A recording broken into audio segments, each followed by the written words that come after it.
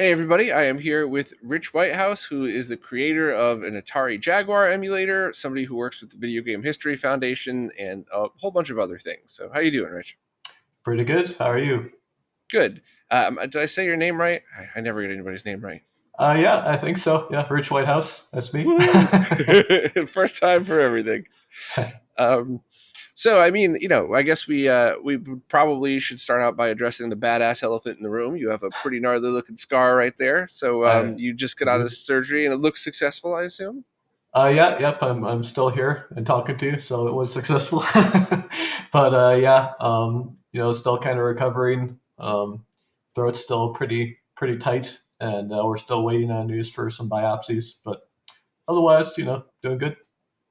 So, I would normally never ask this, but you've posted publicly. You've been open about this. You seem to be transparent, like I am, about stuff like this. So it's the Yeah, only reason I'm jumping and going right there and asking. Would you yeah. No mind just worries, giving man. people like a quick overview of what happened that people might not be following you on social media or anything? Yeah, so I was diagnosed with thyroid cancer back on, I think, like around October 5th or so.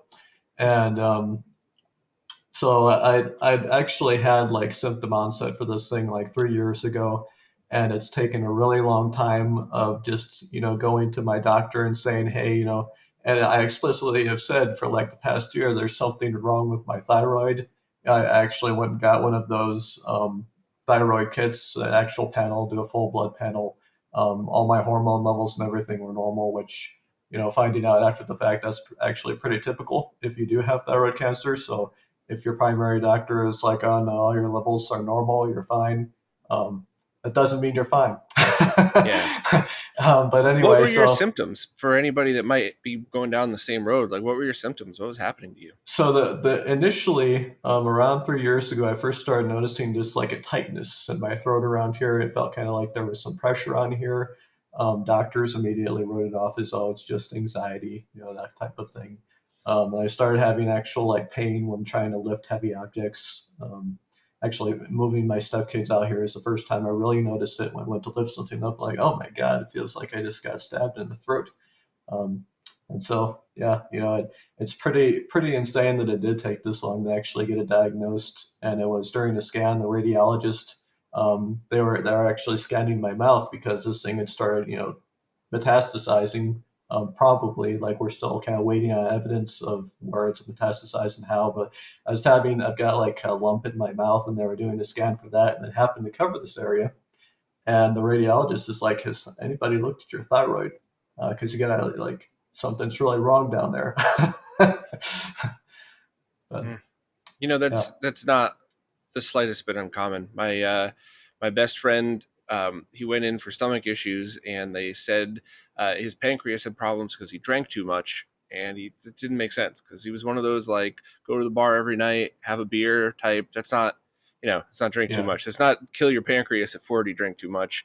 And right, sure enough, it was pancreatic cancer, and he died very shortly afterwards. And yeah. not to sound Sorry to cold hear that. hearted, but if they did their jobs the first time, it's not like he would have lived for another 20 years. But same thing with Yeah, my dad. They went in and maybe you might have leukemia. Nah, you don't have leukemia. And, a couple months later, he dropped in a supermarket and and then made it hung on a couple more months, but that was it. But and even me, like I had a couple of medical problems. I had a wrist got messed up, and a doctor looked me dead in the eye and said, "You're lying. There's nothing wrong with you, and it's people like you that are why medical insurance is too high." And I said some very unkind things. Found a you should doctor that have. gave me an Yeah, MRI, and they said, "You don't have an injury. You have two injuries." That's why nobody believed you. What you're describing doesn't really make sense unless you have two. So yeah, it's gross. So that's kind of why I'm happy I'm a bit of an asshole because I had no problem just saying, no, not screw me, screw you. I'm going to find another doctor. So, yeah, yeah. That is definitely the right thing to do. It's a good call. so glad you're here. So upset to hear that that's took a couple years to find that. But, Yeah, ugh. but Well, at least from the time of actual diagnosis to now, it was only 2 months, right? So they jumped right on that. yeah. Well, the funny thing is, the ENT that initially found this referred me to a surgeon he works with. And so they did a biopsy. They said, yeah, there's like an 80% chance or whatever that it's cancerous. These things are usually right. but they still needed to actually remove half the thyroid and then, chop it up, do the actual in-depth analysis. Um, and so they scheduled me all the way out to November for my first surgery. I was like, hell no. Yeah, I'm pretty convinced at this point myself that it's cancerous because I'm feeling all these symptoms and everything points to it. And so I actually had to go out of my way and find a surgeon that could, immediately jump on the surgery. She was like, yeah, I'll get it done within the next week. And yeah, but yeah, Yeah. that's the state of, the medical system. You really, you need to be your own advocate. You need to, go out of your way to get things taken care of, or you're gonna die. Yeah. I mean, I do understand skepticism when it's like, oh, my pinky hurts. Could I please have 200 Oxycontin? Like, yeah, that I understand. Yeah, 100%. Be skeptical. But, when you're not asking for anything other than what's wrong with you, it should be taken a lot more seriously. yeah, absolutely. What's the future look like with half a thyroid? Is it just, manage your food Oh and stay well, healthy, or is it the whole thing's actually gone now. So that first surgery was oh, back on September 28th, and then this most recent one, they properly diagnosed it. They said, oh, you have follicular cancer with vascular invasion. Going to take the rest of the thyroid. And so that was the most recent surgery. They took the rest of the thing. So yeah, I'm on levothyroxine, every day for the rest of my life. They basically generate those thyroid hormones. hmm. I mean, yeah, on the one hand, I'm very sorry you're going through this. On the other hand, it's awesome that you're saying things like, just going to take a pill for the rest of my life. So, it's obviously not as easy as that. I'm clearly not diminishing what you're going through, but it's so much better than like, probably won't see you next year. So, Yeah. Well, to be honest with you, I have no idea. oh, I've always had, a pretty dark sense of humor, morbid sense of humor. I laugh at the absurdities of life and stuff like that, and so I think that's actually helping me a lot to get to get through this stuff. It's just like kind of sitting back and be like, "Yep, this is life, all right." yeah. I've always had a weirdly dark sense of humor, and it's what's kept me so freaking jolly and happy. And it's just, Yeah. luckily my real friends understand that, and they're patient with me when sometimes I say stupid shit in the wrong time. And it's just Yeah, they yeah, don't. Yeah. I really found it the right way. When I was taking care of my friend with leukemia, he was Mr. Peace and Love, Mr. Everybody get along, nobody say anything bad. He was kind of amused by my assholiness. And the one time I saw him lose his shit is we were in the hospital, and we're just like, we're hanging out, we're watching TV, and like a 50-year-old couple dressed like clowns comes in, and they did the whole like, hello, like he looks at me and he goes, get the fucking clowns out the room, get the fucking clowns out the room. I was absolutely losing it. I'd never seen him upset like that before. He's like, I fucking hate clowns. So yeah, it's one of my, oddly enough, I loved that dude. We were friends for like 15 plus years. One of my happiest memories was watching him freak out at some weird clowns in a hospital. Yeah, that's great. Yeah. Well, I'm very glad that you took the time to do this when you're recovering. I have a bunch of weird stuff going on in my life, so this might not actually go out for another month. But I want to talk about happy stuff and your work and the stuff that you've done. And if you want to make any Yeah. dark jokes that you want, go right ahead. Anybody who's offended by that could fuck Yeah. right off. So Now that we've depressed all of the viewers sufficiently, let's. yeah, yeah. All right. Well, so what do you want to start with? The pretty badass out of nowhere Atari Jaguar emulator, your work with the Video Game History Foundation, or anything else? I mean, honestly, man, it's kind of your pick. I'm open to talking to pretty much anything that you like. Well, you're the guest, but I think it's easiest just to start with the emulator because that's pretty, your Yeah. work is not cut and dry, but what it is pretty cut and dry. It's a software emulator that is the first one that plays successfully the whole Jaguar library. But you didn't just do that. You took it a couple of steps further to add stuff that you absolutely cannot do on original hardware, which is my personal favorite part of all kinds of software or FPGA emulation. Yep. Yep. So how did Likewise. all that start? Well, writing a Jaguar emulator has actually kind of been on my bucket list for many years now. And that's just kind of as a product of, I didn't actually own one back when the system first came out. I wanted one. I remember really wanting to try Kasumi Ninja out, um, for better or for worse. Yeah. And so I didn't have really any money back then. My parents didn't have any money, so I had to be kind of selective about my video gaming habits. And one year I was kind of lamenting to my wife, I wish I'd had a chance to really check out the Jaguar because I didn't own one back then, and it's actually like one of the only consoles I still haven't really played around with. And so she got me a Jaguar for Christmas that year, and then I started kind of playing around with it. It's still lamenting like the lack of emulators that could really give me a good experience there to kind of just play and enjoy the library at full quality. Really, not encountering bugs and just having a real kind of true to life experience with it. And I really want to play around with the games more, enhance them where possible.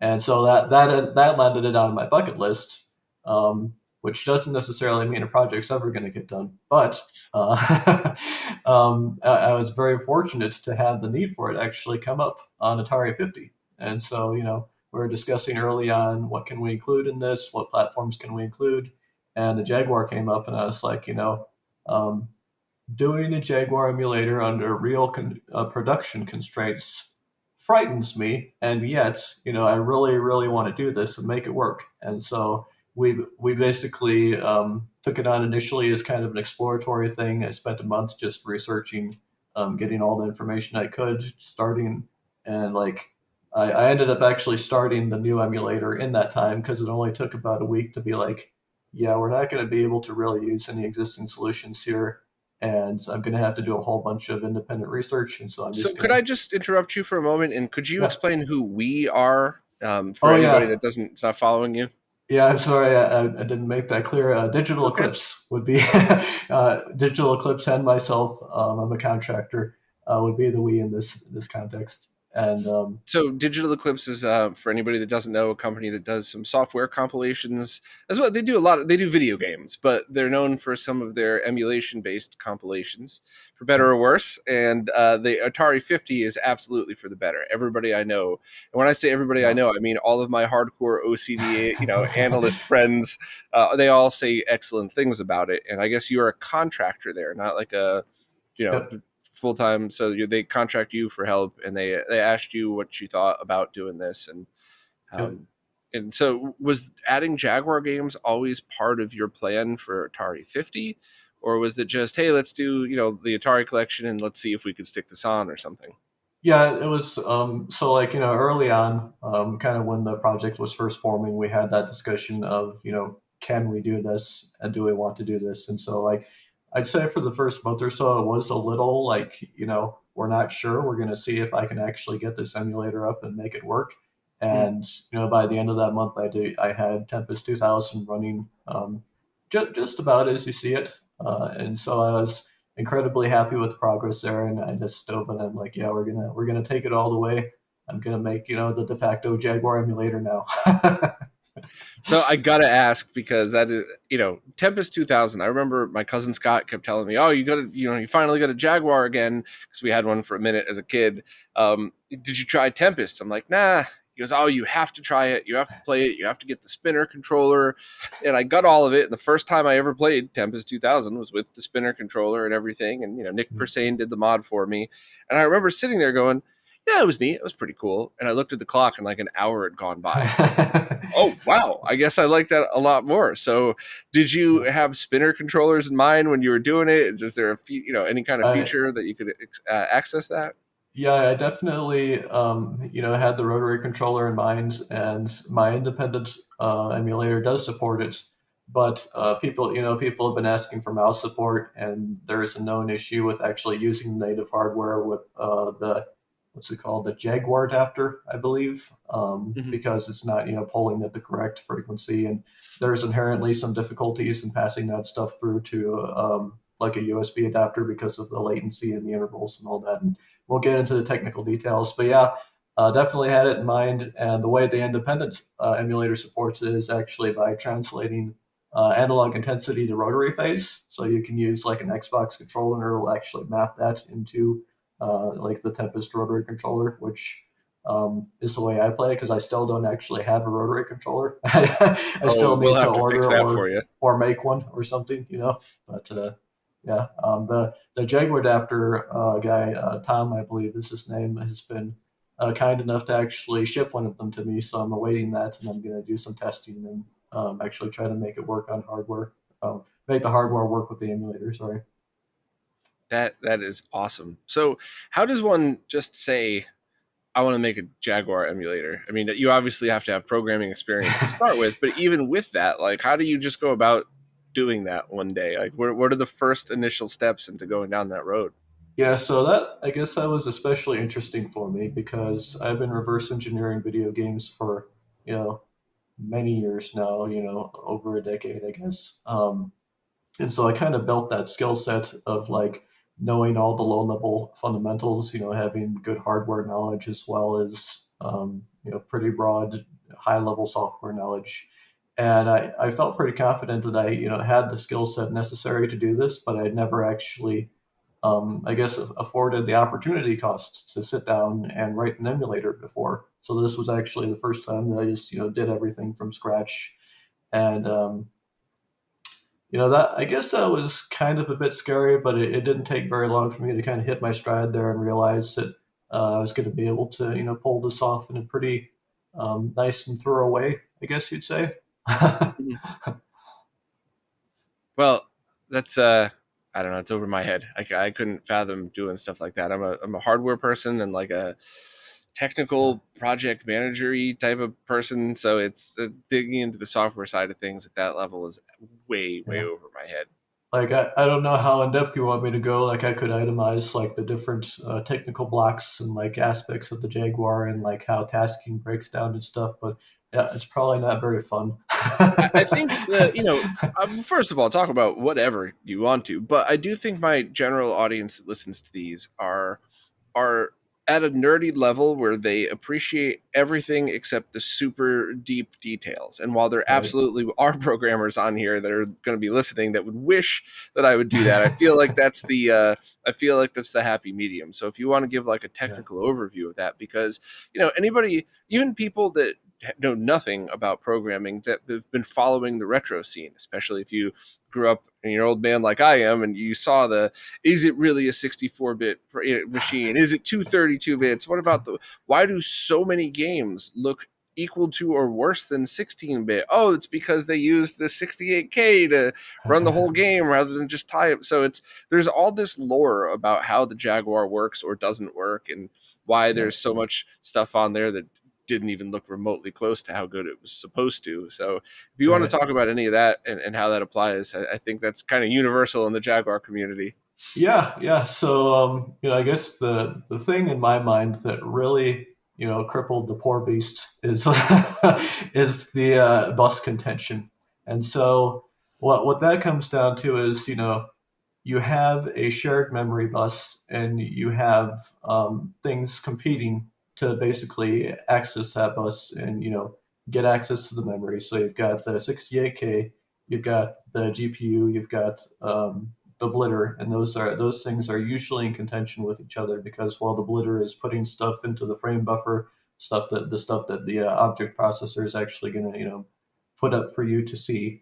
That's basically stalling out the 68K and the GPU anytime they want to actually access memory. And they made a few fundamental decisions that made that kind of a problem. Um, One of those things is also the lack of local RAM for the GPU to work with. And so the GPU has a small amount of local RAM, and it also has to operate all of its code, or execute all of its code inside that RAM, largely due to a hardware bug that causes all kinds of problems and chaos if you try to execute GPU code out of main RAM. And people have jumped through some interesting hoops to try to make that work reliably, and there's been some success with it. Of course, you also eat a lot of penalty executing code out of main RAM, so it's got trade-offs as well. But the entire retail library just executes code out of this tiny little bit of GPU RAM, and there really isn't enough to do something like kind of in a Nintendo 64-esque way. If anybody's familiar with TMEM, you could potentially have stored like textures in that memory, that GPU local memory, allowed the blitter to operate out of that would have been, massively faster than having the blitter have to both fetch textures from main RAM and write to a frame buffer in main RAM. And that usually ends up being what holds most games back. Is they're just, the blitter has to do so much with main RAM and it just stalls everything else out while that's happening. Hmm. And did you find the documentation on it's the Tom and Jerry chips for that one, right?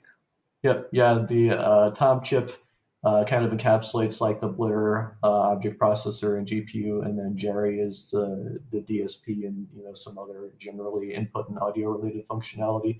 A lot of the time, people just say Tom is the GPU and Jerry is the DSP, but to be Mr. Jaguar technical stickler over here, there's some encapsulation there.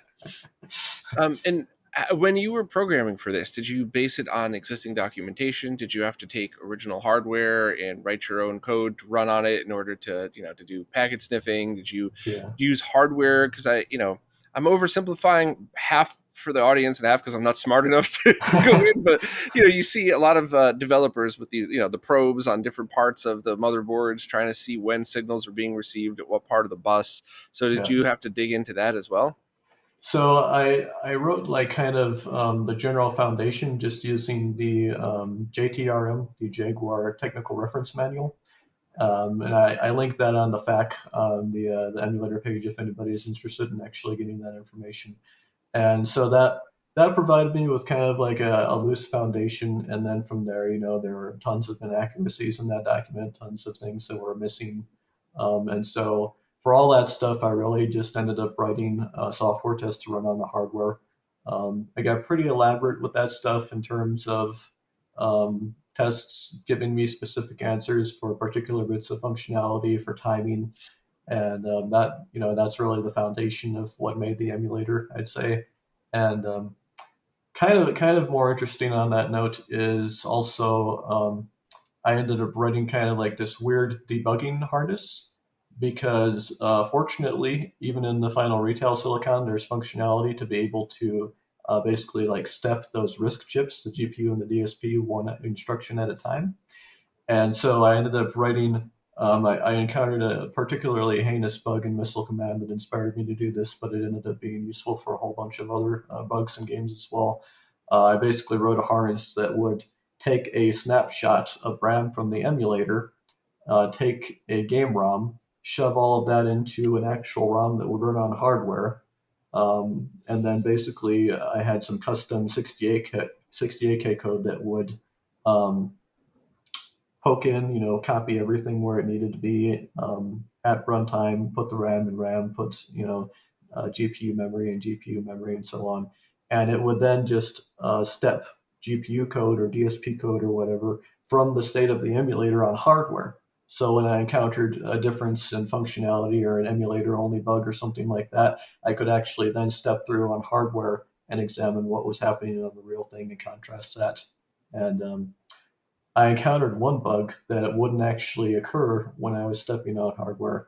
And I could go into the details of that, but basically it was because um, the pipeline for the Jaguar CPUs is insane. And there's a thing called write after write hazard.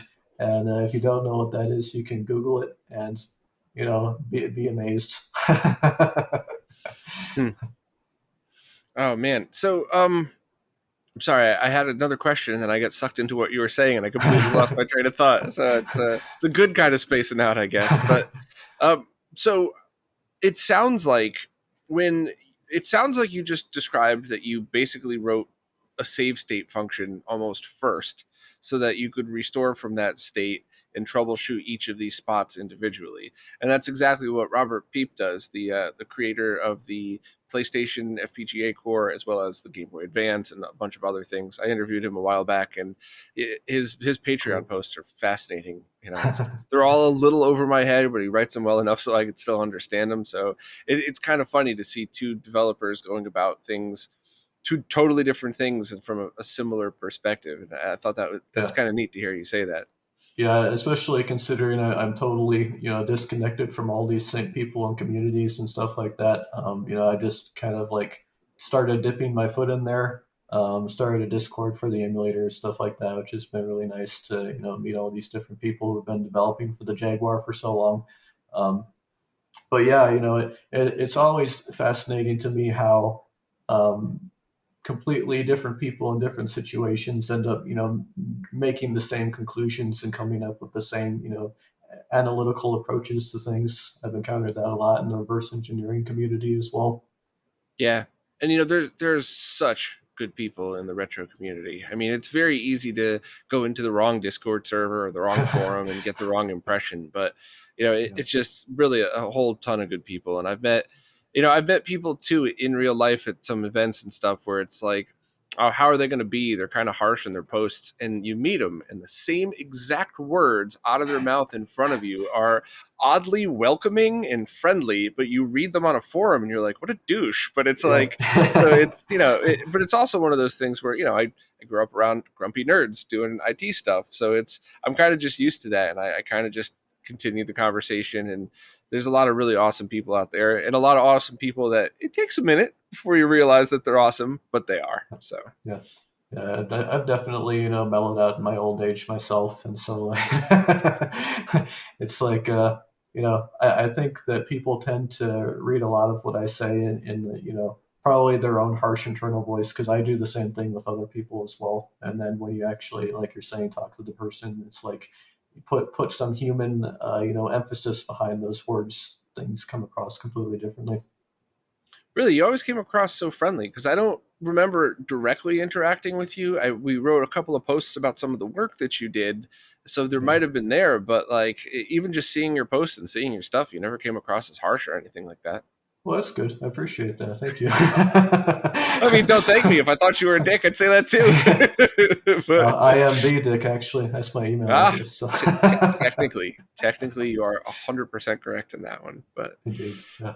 so I mean, you get how long from the time where you just decided, okay, I have to do this, till the time that it was in basically the state that it was for Atari 50? So yeah, I'd say it took about 3 months to, from start to actually get That's impressive. the core. Thank you, appreciate that. To get the core where it was playing all the cartridge library and everything like that, and that's basically what shipped an Atari 50 at that point. And after that, because I'd already told the Digital Eclipse guys, in particular Mike Micah and Stephen Cross, hey, writing this thing is on my bucket list, and I'd really actually like to be able to continue, developing and working on it after this project. And so that's why you see a public release of the emulator, is because we kind of planned for that and made sure that we would be able to release it in some capacity, and that I'd be able to continue working on it. And so as soon as I finished the core for Atari 50, I started working on like the actual standalone aspects of the emulator, the whole framework that you see in the release, and the various systems, and a nice little tool for translating RetroArch shaders to my own post processing system and all that stuff. Yeah, big props to Digital Eclipse for that, because they would be 100% within their right to say, we paid for this. This is ours. You're never Yeah. allowed to show it to anybody. We're going to use it on another compilation, and that's it. And the fact that they just said, yeah, go ahead, is just, it kind of shows they do care about games and the history and the gamers, not just the bottom line. Yep, absolutely, and that is, and I say this with, you know, great. I wouldn't say reservation, but I wouldn't say this about most of the people in the game industry that I've worked for, but these guys are really genuinely great. So, Um, So when you were doing the Atari 50, did you have to modify this for every single console, or are you using like a that engine I think they were talking about that kind of makes it easier to port through? Like, are you allowed to talk about that? If I'm crossing an NDA line, I apologize. yeah, I think it's pretty okay to talk about. They have their own engine called Bake Sale, Hmm. and so that handles like kind of all the different platform interfaces and stuff. So from my perspective, the core has per platform code, and it's got different platforms that it can work on. And so one of those platforms is actually just called Bake Sale, and that interfaces threads and input and all that other stuff directly to those Bake Sale systems that do that. And so I didn't have to actually write like down in the guts like threading code or input code or anything like that for those platforms, because that's basically where Big Cell picks up and handles that stuff. And have you had the opportunity, or I guess a better question is, in this process of making a video game that's now you're being sold to the public, uh, what what part of your mentality when making this was latency in mind as well as accuracy? Because obviously accuracy was important to you, otherwise it wouldn't have played the whole library. But is Yeah. latency on your mind when you're doing this, and are you testing as you go? Yep. Yeah, absolutely. It is always, at the forefront of my concerns, and I always do like everything I can to try to minimize that kind of stuff. Um, I came up with some interesting solutions there for running the emulator on a separate thread, polling as soon as it needs input, things of that nature. And so yeah, I mean, it's always a concern. And of course, software emulation is never going to have um, like the absolute bare minimum of input latency. There's only so much we can do, and then all the systems that we're working with take over, and they inherently introduce some latency from controller input to whatever the protocol of your controller's interface is, to actual display latency, from actually churning through the frame loop and getting that emulated frame up to the time it takes the display to actually display that stuff. And there's an entire pipeline of latency that I'm always considering, but I try to do whatever I can on my part to minimize the time between I pulled your input and I am now putting the resulting frame up on the screen. Yeah, and it's got to be a trade-off. And I think one of the biggest misconceptions of the work that I do is that I'm this elitist that says if it's not 0 frames of lag, you should never play it. And it's just, I think the perfect example is the Genesis Mini 1 and 2. The Genesis, both of them have beautiful boxes and beautiful cases and, beautiful interfaces, and they're very cool and they draw you in. But the first one's 3 to 7 frames, 3 to 7 frames of variable latency. Yeah. So it's just I've heard a couple people say, "Oh, but I didn't feel it. I completed some games out of luck. Then out of luck." Whereas the Genesis Mini 2 was, I believe it was 2 to 3 frames, which is perfectly reasonable if you put that into context, right? You buy Right. this little box, or in the case of Atari 50, you buy a game for a console that you already own, that's already connected to your TV, where you don't have to worry about fumbling with ROMs and button mapping on controllers, which is a huge pet peeve of mine, and getting Yeah. configuration. You put a disc in your console and you play or download it or however you get it, and there's got to be a lot said for that. But it does very much surprise me when I talk to people in the industry how many times I hear things like, well, I knew it had a lot of latency, but the customer demanded a fancy UI, so it was the trade-off. Will say no. You have to. There has to be a point. Like if you make a car where you're like, yeah, if you hit it at this angle, it's going to explode into flames. But it's cheaper to do it this way. You got to say no. How are people going to Yeah. play a game that's unplayable? And I think I've seen that quite a bit with software compilations, and seeing the praise for this one made me very happy because it was obvious that some serious thought was put into this. Yeah, yeah, that is definitely a pet peeve of mine when people neglect, input latency. VSync and tearing is another big one. My lord. Yeah. The general frame responsiveness.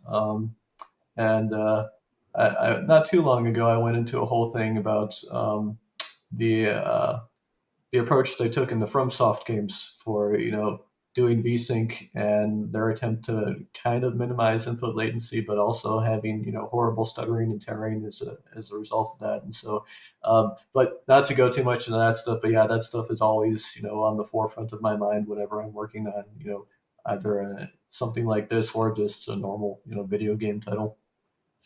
Well, that is excellent to hear as a fan of this stuff.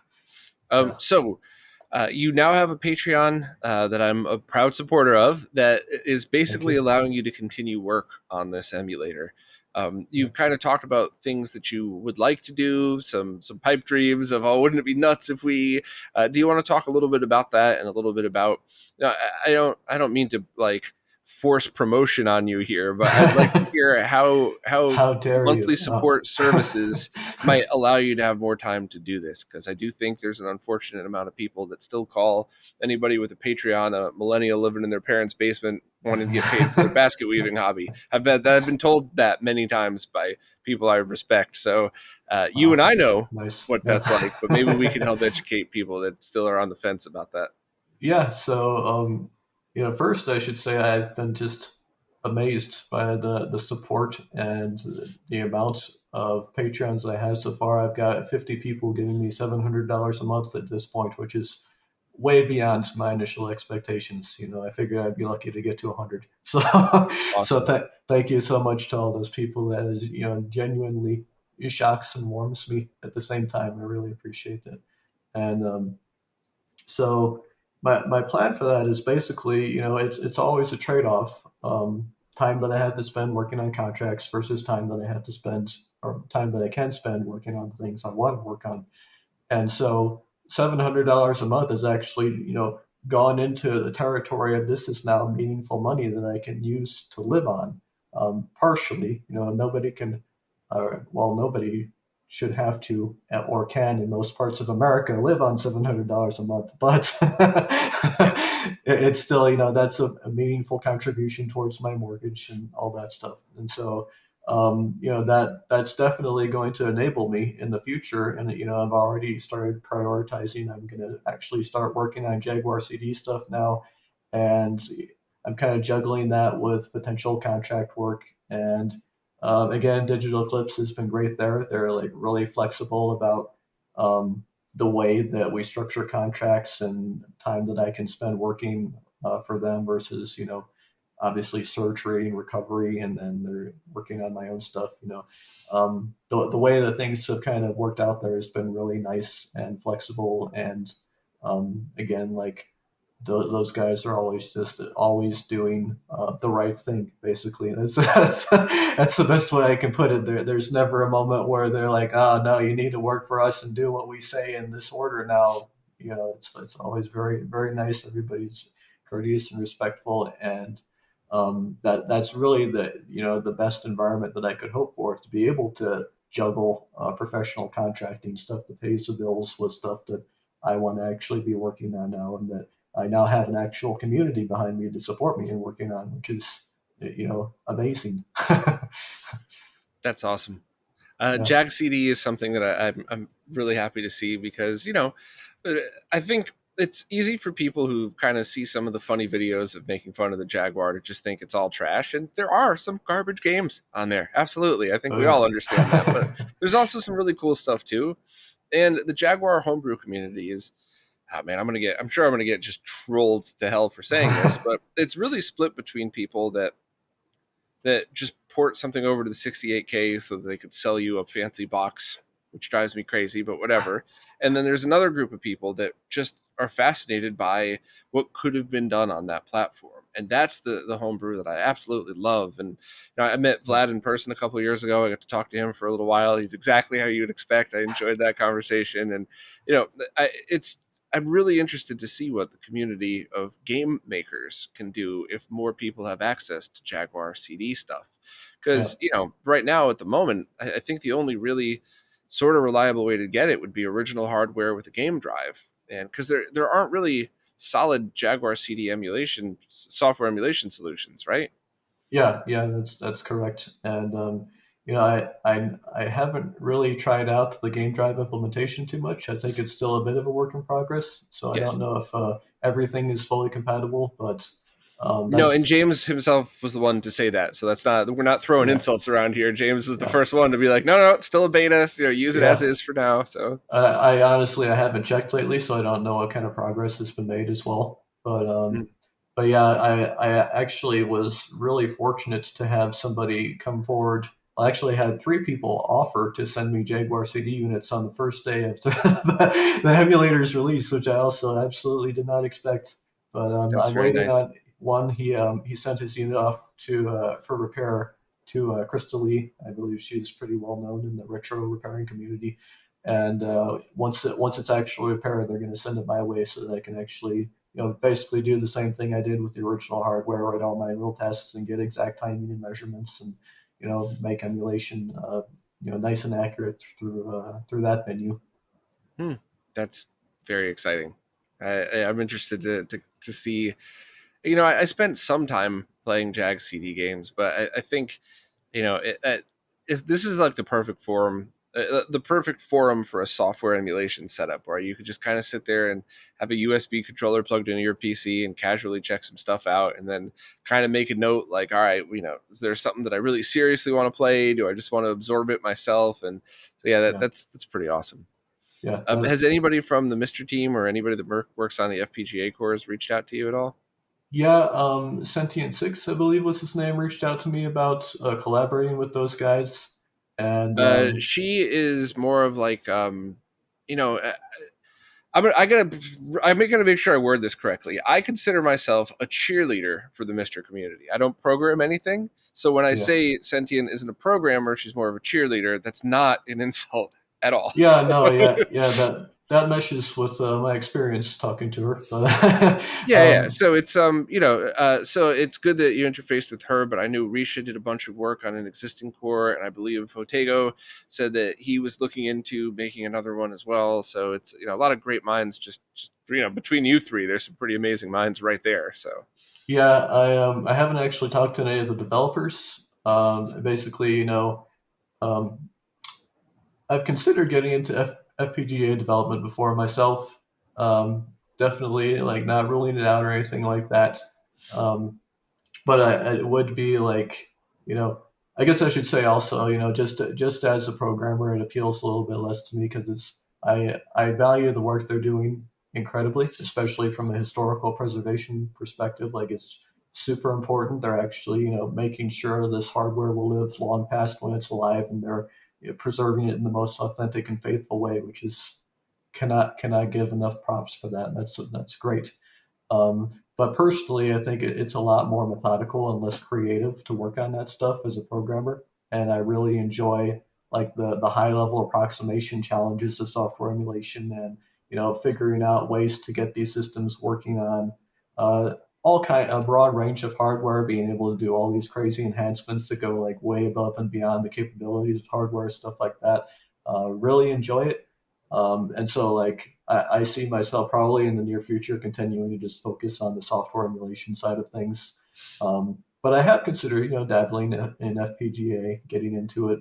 But I think to actually ramp up and to be able to diagnose like the problems in the existing Jaguar Mister Core and stuff like that would be pretty substantial time investment for me to actually be able to relate my findings to that and contribute there in a meaningful way. And so that's basically what I told Sentient Six when she kind of reached out about, hey, would you be willing to come work on this stuff?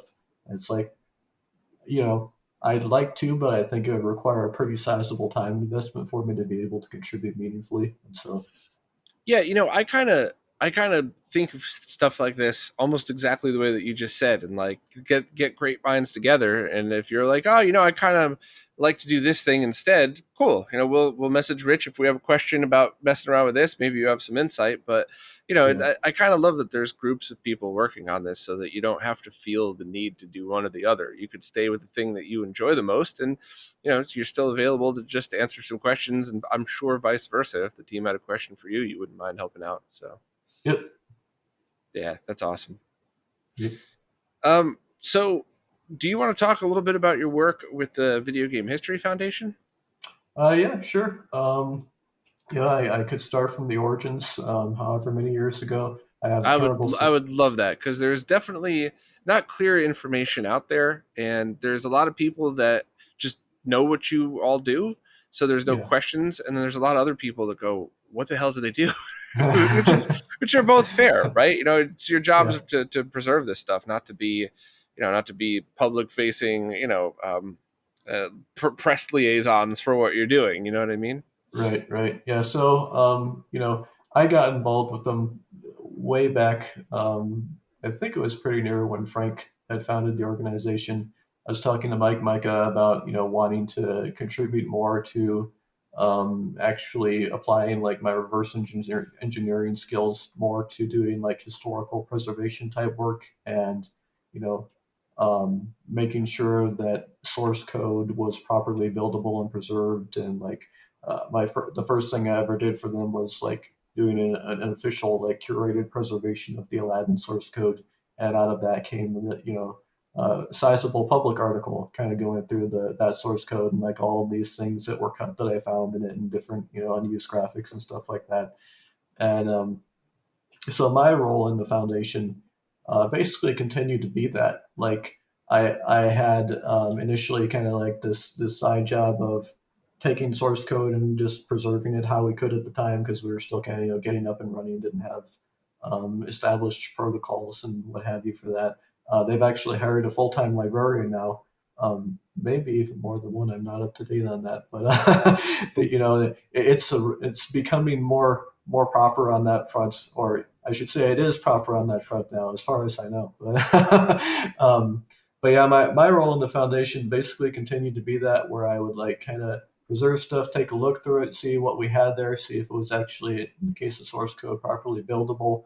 If not, I go searching for tools, sometimes write tools, write like Noesis scripts. For people not familiar, Noesis is like my Swiss Army knife of reverse engineering. It's got all kinds of functionality for that kind of stuff, interpreting data. But anyway, so my role continued to be doing that kind of stuff and doing what was necessary to get things actually buildable. And I think that to some degree is actually necessary to know what you even have. If you get source code for something, you don't know if it's the complete final retail source code for that thing. You don't know if it's like some incomplete development snapshot from some point in time. And so my goal in that stuff was also to, if we had source code, build it and then inspect the final binary, see if it resembled retail. If it didn't, I dig into why. Is it just something in the tool chain that I recreated that didn't authentically recreate the final binary, or is there a meaningful difference in the source code?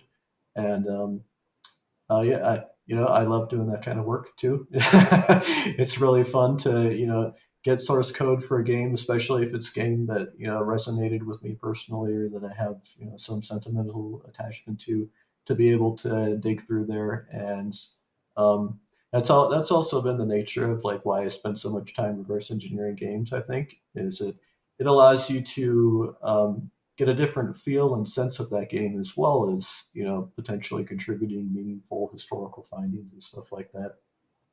Yeah, if anybody out there is a musician but not a software reverse engineer, I think they could completely put that into perspective, because I want to play guitar. I was in a band and stuff. I'm a wannabe musician, but learning other people's songs, you don't Yeah, if you're really getting it right, you're not just learning the notes, you're learning how they play it, and it gives you a completely different perspective into how their music goes together. And one of my yeah, favorite bands, I remember, it was 10, 15 years ago, but their new album came out, and I kind of grabbed my guitar and I'm like, all right, they're in E tuning, and I'm playing along to a song that I had never heard before, and I started playing the next part of the bridge, the first couple notes of it, exactly the way that they played it, even though I'd never heard the song before, because I had been following this band my whole life. I'd learned yeah, all of their songs, and I just kind of knew that's where they were going to go with it, because that's what they would do. And it just yeah, made me so happy. And I could completely, while being not a programmer, I could completely understand the joy you could get into taking a game that you love, and figuring out how they made it work the way it does. And is yeah. that a decent analogy, you think? Yeah, I think so. I mean, that's definitely like part of it is like understanding that developer's mindset, understanding, the choices they made and why. That really definitely is really fascinating and satisfying when you kind of put those pieces together. And the other aspect is just digging into the game itself, getting to see all the data that's under the hood and what's driving things and how. And for me, that's actually a much deeper experience with the game. Like if I spent a whole bunch of time as a kid playing the thing, I got a whole bunch of nostalgia for it. Now I actually get to dive in there and like see all the inner workings of it, and it's just like, you know, it's kind of like I don't know what a good analogy is. A kid in a toy factory, being a kid in a toy factory again. That's funny. So what I guess, is there anything else you want to share about the Video Game History Foundation? You've done your VR work for the reverse engineering of that, which I just thought was the coolest freaking thing ever. I remember Thank following you. that as a kid, and I just remember thinking, like, I loved the idea of playing Mortal Kombat with the Genesis activator. Remember where you wave your hand over the thing with Yeah, the VR yeah, helmet? And then yeah, I think even back then, talking with friends, it's like, but how would that really work? Like yeah. when you do your moves, you're pressing your thumbs really quickly. Like, are you really gonna be moving, and doing all these? And so Yeah, getting to I think I see, had yeah, same yeah, discussions with my friends at the time. yes. So getting to actually see it work and see your work on that just made me really happy. Yeah, that was, the just the notion that you can, take some software that was designed for some hardware that was never released and actually recreate that hardware experience. Just the notion of that to me is, gives me warm, tingly feelings. And so, and so, seeing the opportunity for that and being like, hey, this game actually fully implemented Sega VR looks like, and I can see, what it intended to do with the hardware and recreate that in an emulator and then hook that up to a Vive headset and actually like create some semblance of the original hardware experience, probably way nicer than the original hardware experience, but Yeah. just based on display capabilities and latency and all that kind of stuff. I suspect it would be much nicer than what they had at the time. But Yeah, can you imagine what they were using? I mean, in hindsight, I guess it would have been like two Game Gear screens, one for each eye, right? yeah, that's exactly what it was. Yeah. Oh, that's terrible. Yeah. Yep. Yep. Oh man. Yep. Um. Well, I don't know. I love that stuff. That just makes me happy. Is there has there been any other projects recently that for the History Foundation you've worked on that you wanted to share? Things that maybe we missed that we probably should have been covering, but Um, it's all kind of a blur to me at this point. There was also a Days of Thunder thing we did that was pretty cool.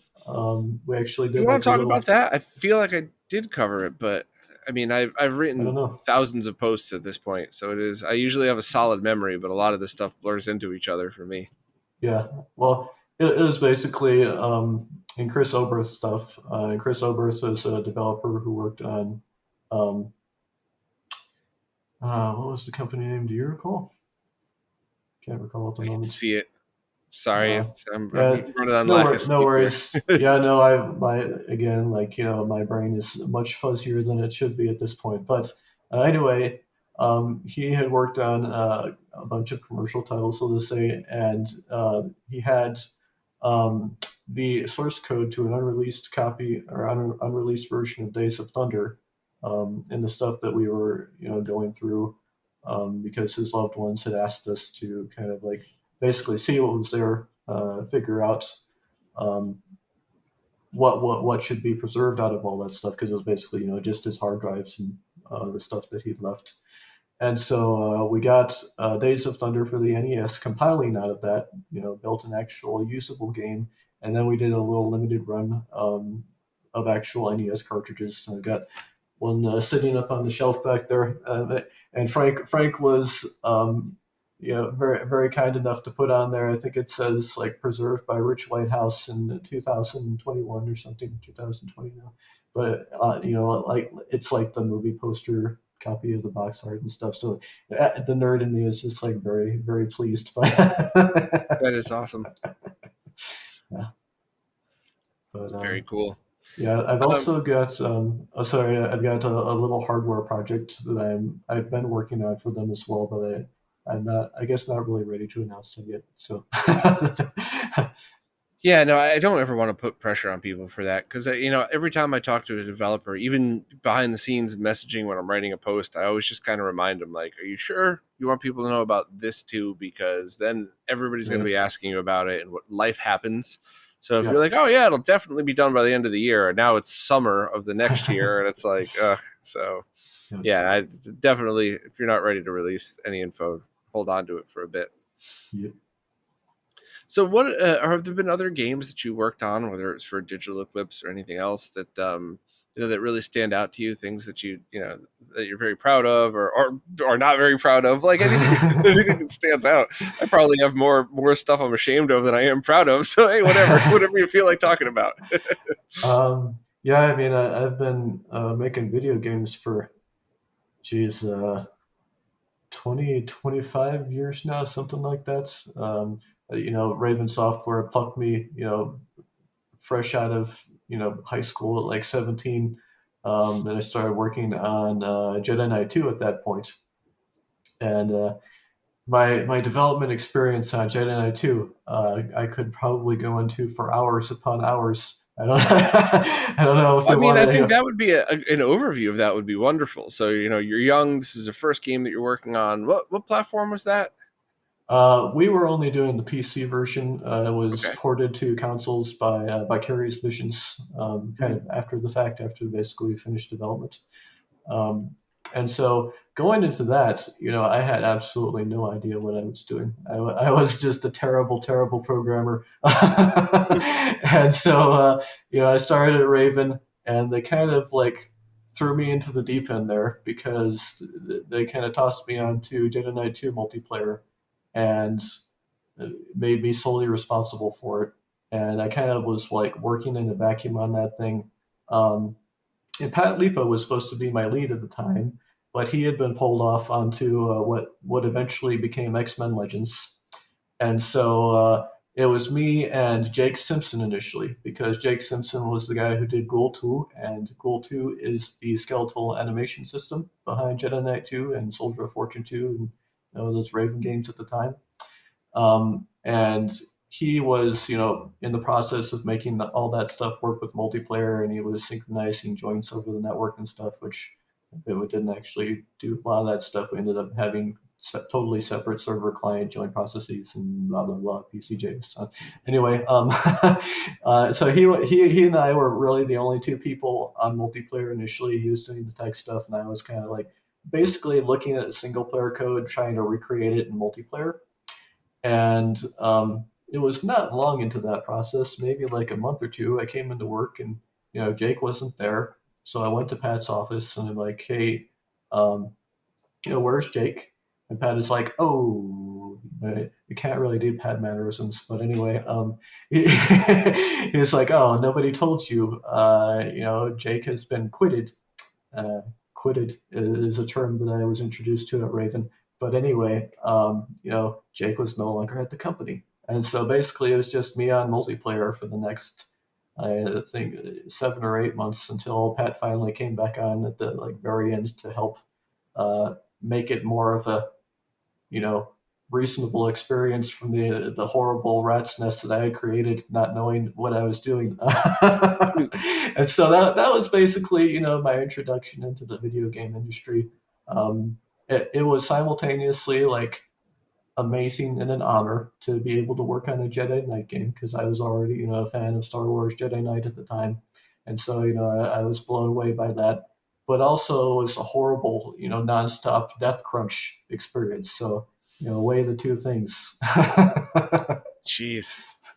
Yeah, It's really, trial by fire here, right?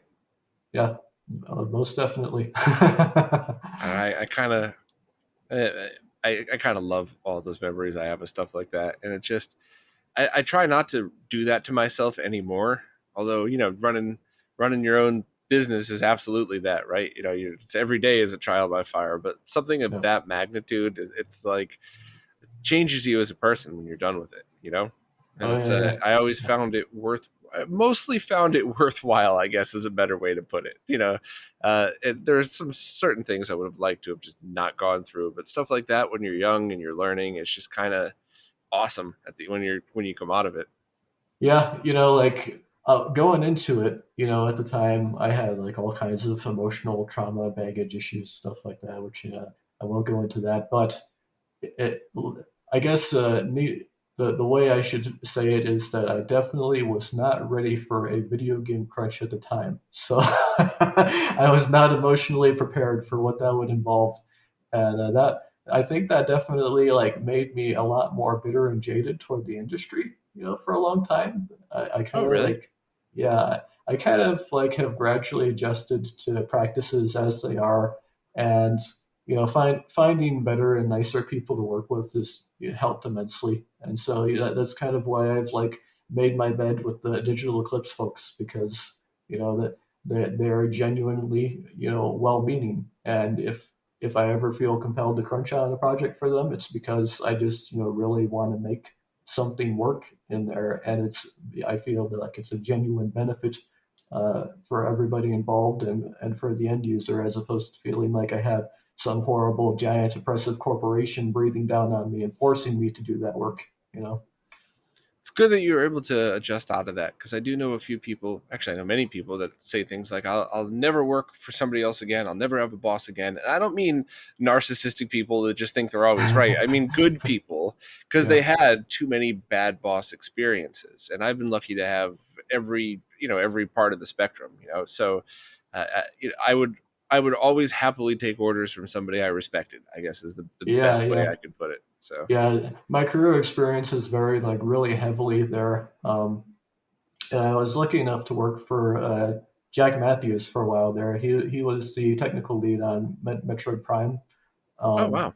yeah, and so he and some other guys later went on to found a place called Armature Studio.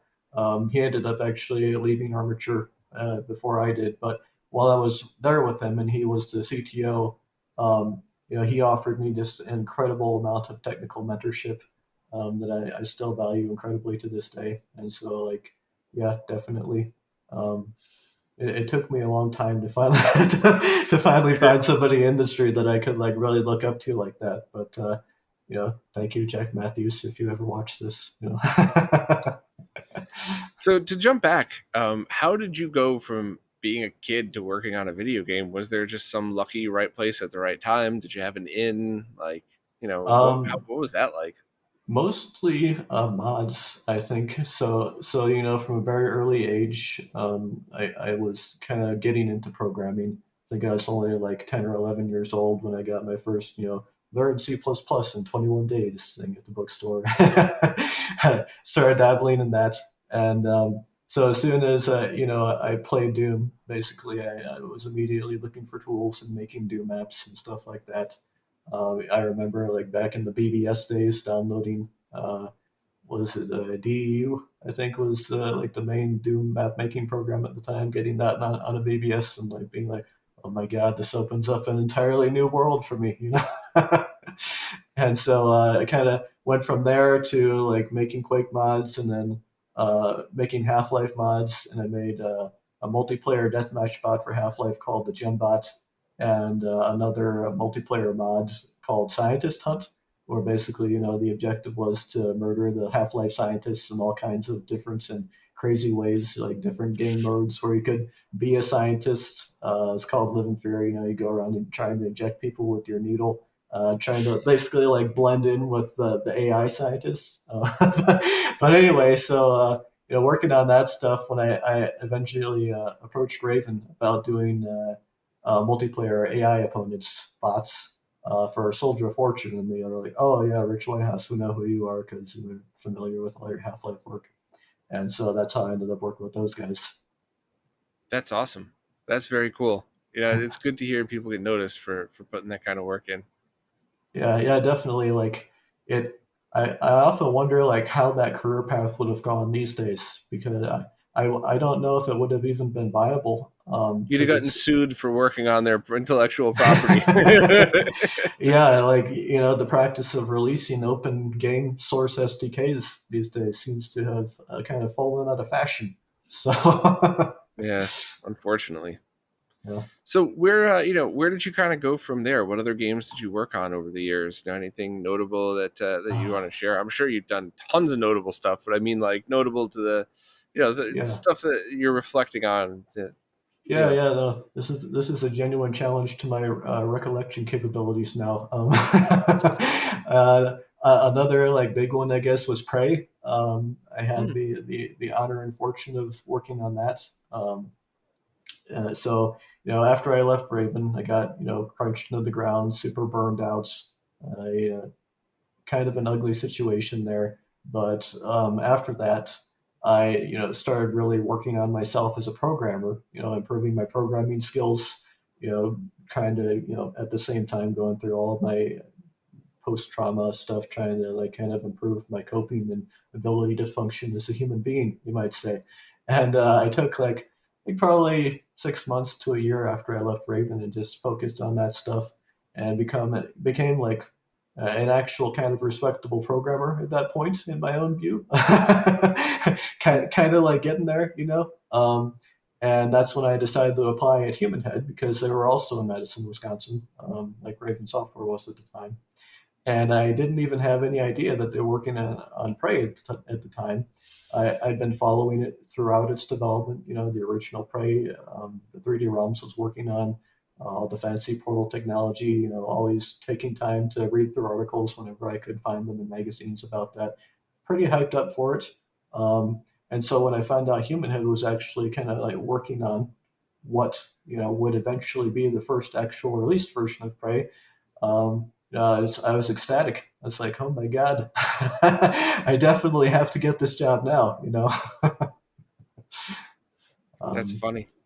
but yeah, I ended up getting to work on some of the portal technology there as well, which was a particular honor because I remember, that being such a sticking point in all of the media and hype around, the previous incarnation of Prey, and getting to actually, make that work and, work with Doom 3 portal tech and make sure, Object Biz was working properly and everything like that.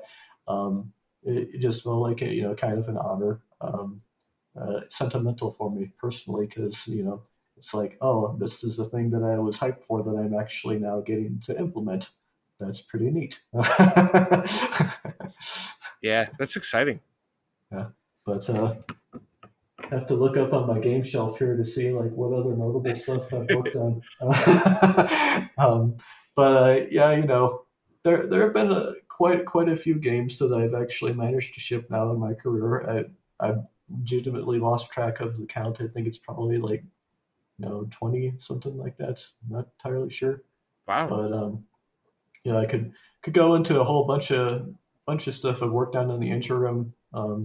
I didn't actually work on Recore, like its development or the game itself, but they kind of came to me um, like as they were going to ship, and they're like, "Oh my god, we're out of memory, everything is crashing." And so I got to be that guy on on that one where I kind of went in and I'm like, so it was a Unity based game.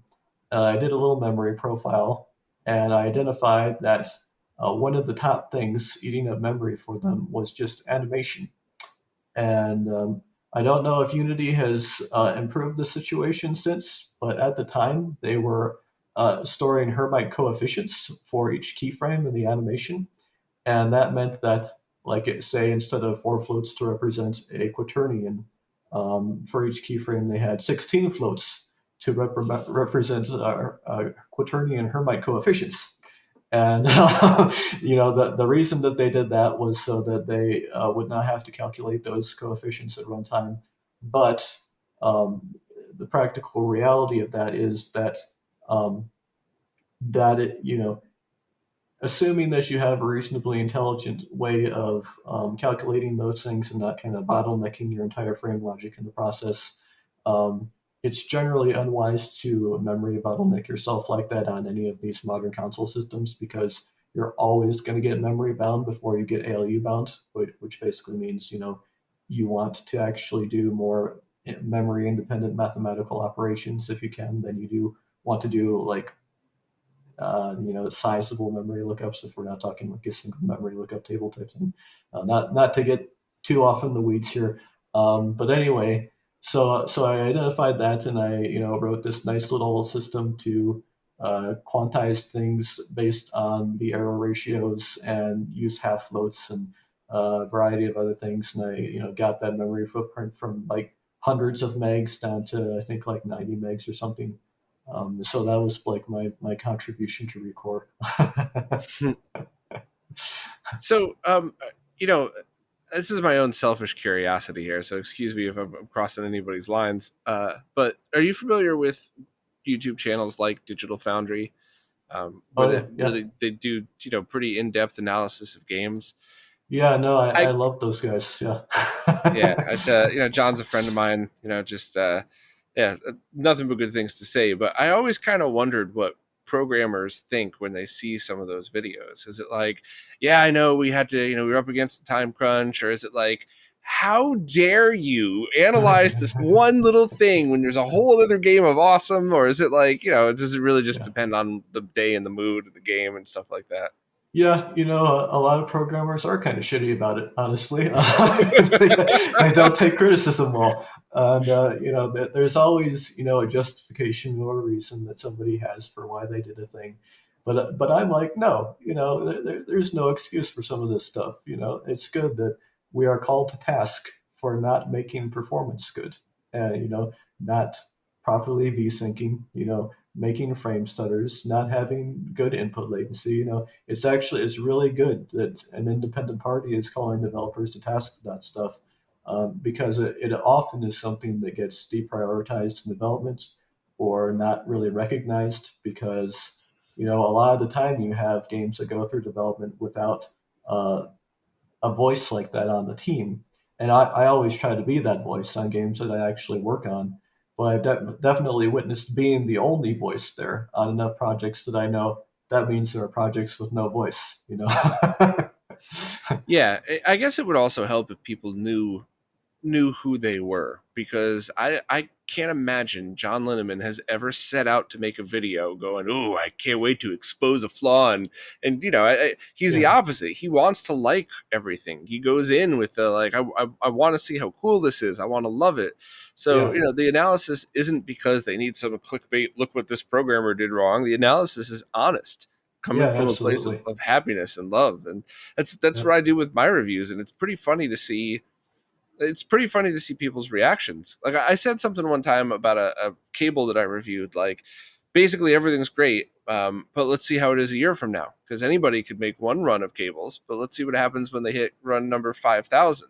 And I got so many people just, how dare you? What a negative attitude! And the developer was like, I loved it. That was my favorite part of your review because you nailed it. Anybody could spend all day hand wiring some cables, try making 10,000 of them. And it was one yeah, of those moments. It was great because they knew exactly where I was coming from and why I said it, and they paid yep, enough attention to know my background. I'm not just somebody who flipped on a webcam and started talking. I am yep. somebody who just flipped on a webcam and started talking, but I did, I did design and development work and contract manufacturing, so it came with actual knowledge behind it, and that's what I feel like the team and good reviews like that are coming Yep. from as well. They kind of know what they're talking about, and while they might not be at your level of programming, they're not just talking out of their ass. They actually understand the things that they're Yeah, describing. yeah, yeah, absolutely. They always offer actual empirical evidence of what they're saying, and I really appreciate that. And I think if they weren't there, games would, you know, uh, be a lot shittier in a lot of cases. I think that they're actually a driving influence in making sure that people pay attention to these subtle mechanics that actually play a huge role in how a game feels. Yeah. I mean, on the flip side too, when they nail something that you're very proud of, that's got to feel good too. Like, yeah, I did that. Yeah. Like, Yeah, absolutely. Yeah, validation for all your efforts. Yeah. is there any other game I could talk to you for a very long time about your history, each one of the games that you've worked on? But I just think, in the interest of everybody's time, is there any other games that you've worked on that you really, have a memory that always sticks and pops into your mind, or something that might be notable to the conversation or something like that? Anything that you're really thinking of now, floating around in your head? Hmm. Uh, I probably would have had a better answer for this if I were a little like more clear-headed. Not to blame cancer surgery, but anyway, blaming cancer surgery actually. But but yeah, it's been kind of like uh, a real mix of ups and downs throughout my career. And one that comes to mind is the Vita port of the Unfinished Swan. Like that whole port, I think, was like a crazy technical achievement while also being incredibly stressful to work on, um, because it was like so. To give a little bit of history on this, the Unfinished Swan is a game that was developed by a studio called Giant Sparrow, I believe, and or kind of an indie studio at the time, and it's like more of a kind of child oriented game where you start out just painting the world. You know, you start out, it's a pure white world. You're painting the canvas to kind of see where you're going and stuff like that. And it evolves into, you know, some different stuff, different types of worlds, different, you know, mechanics there. But it was definitely, you know, they didn't have optimization in mind when they wrote it for the PS3 initially. And the system to actually do like those paint splats was, you know, uh, code that was all running on the, you know, the cell processor, the PS3 SPUs, and all pretty tailored for that. And they'd come up with kind of a hash grid type system for determining collisions for paintballs and stuff like that. And so when I ported that thing to the Vita, um, it was just, you know, chugging along, horrible performance, having all that code running in C.